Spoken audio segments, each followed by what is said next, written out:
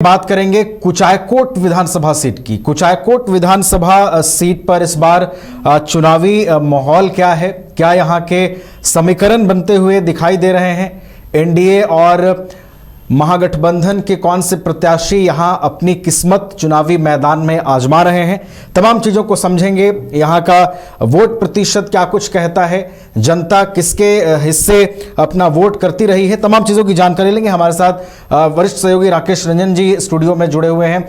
रंजन जी, कुचायकोट विधानसभा seat की बात करें तो यहां का समीकरण क्या कुछ कह रहा है? लगातार हम आकलन कर रहे हैं सीटों पर, यहां की स्थिति इस बार क्या दिखाई दे रही है? देखिए, कुचायकोट जो है अपने सामाजिक और राजनीतिक विविधता के लिए जाना जाता है और यहां जो है जाति, विकास और प्रत्याशी की व्यक्तिगत छवि, ये तीन चीज जो है वो मायने रखती है।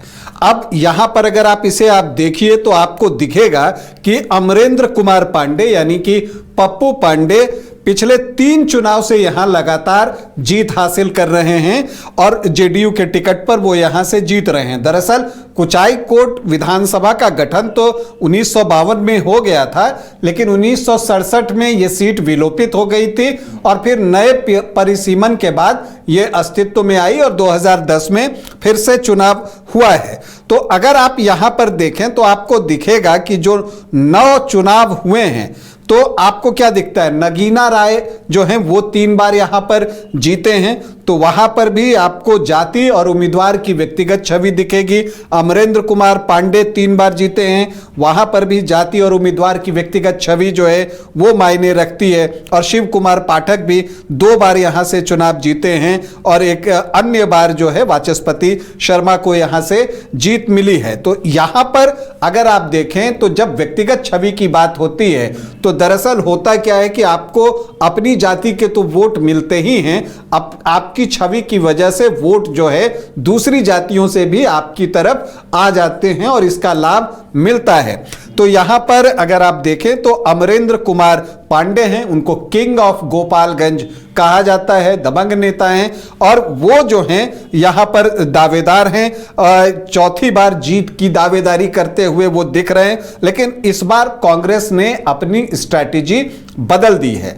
पिछली बार काली पांडे यहां से उम्मीदवार थे, इस बार जो है हरि नारायण सिंह कुशवाहा जाति से आते हैं, उनको कांग्रेस ने अपना प्रत्याशी बनाया है। और आपको बता दूं कि हरि नारायण सिंह की पत्नी जो सुनीता देवी हैं वो पिछली बार उपेंद्र कुशवाहा की पार्टी आरएलएसपी से कुचायकोट से चुनाव लड़ी थी और वो 33,500 वोट लेकर आई थी, लगभग 18.5%, उससे कुछ ज्यादा ही। तो इसका मतलब यह है कि इनका एक प्रभाव इस क्षेत्र में है। अब देखना यह दिलचस्प होगा कि वो जो 18.6% वोट सुनीता देवी को आए थे वो पूरी तरह से इन्हीं के थे या उपेंद्र कुशवाहा के नाम पर भी कुछ वोट आए थे। तो जो इसमें से वोट सुनीता देवी के होंगे वो वोट हरिनारायण सिंह के साथ जुड़ जाएंगे और जो वोट उपेंद्र कुशवाहा की वजह से आए होंगे वो वोट जो है अमरेंद्र कुमार पांडे की तरफ भी जा सकते हैं। हालांकि देखिए, कांग्रेस की स्ट्रैटेजी बहुत साफ है कि काली पांडे को पिछली बार जो है लगभग 30% वोट मिला था और सुनीता देवी को जो है 18.5%, तो ये आंकड़ा 48% के आसपास पहुंच जाता है। अगर सिंपली अंक गणित हो रहा तो यहां पर कांग्रेस की स्थिति मजबूत हो जाएगी, लेकिन यह चुनाव है, यहां अंक गणित काम नहीं करता, यहां पर जो है आपको समीकरण काम करते हैं, यहां अलजबरा है।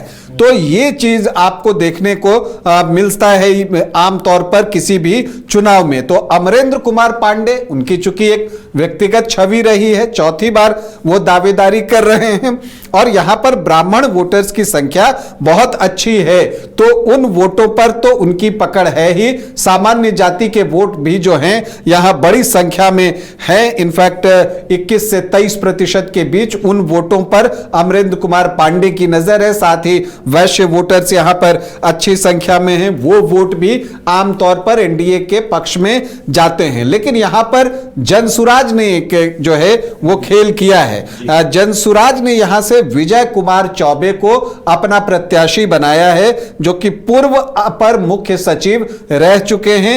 और वो जो बच्चा चौबे वो कटैया विधानसभा से 2 बार के विधायक रहे हैं, उनके बेटे हैं। तो इनका भी एक राजनीतिक इतिहास रहा है, राजनीतिक विरासत रही है। अब अमरेंद्र पांडे को देखिए, 3 बार तो वो कुचाई कोट से जीते हैं, वो 2 बार कटैया से भी जीते थे, तो 5 बार के विधायक हैं। इस बार वो जीत का सिक्सर लगाना चाहते हैं। अब राह में विजय कुमार चौबे भी जनसुराज प्रत्याशी के रूप में आ गए।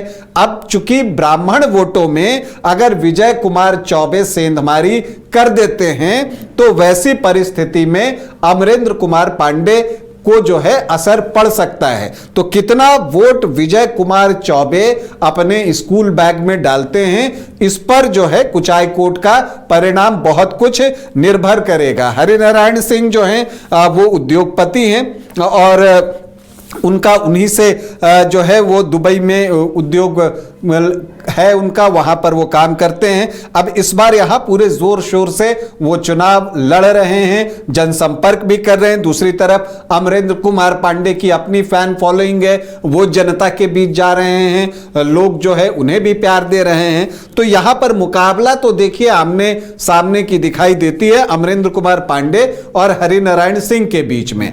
लेकिन एक बात है कि अगर विजय कुमार चौबे के स्कूल बैग में ज्यादा वोट चला गया तो कुचाई कोट के परिणाम पर असर पड़ सकता है। तो कुचाई कोट में आपको एक दिलचस्प मुकाबला बन रहा है, क्योंकि यहां पर अगर आप देखिए तो जो माई समीकरण है वहां 22 से 23% वोट आपको दिखेंगे। 14.1% मुस्लिम हैं और यादव 7.5 से 8%।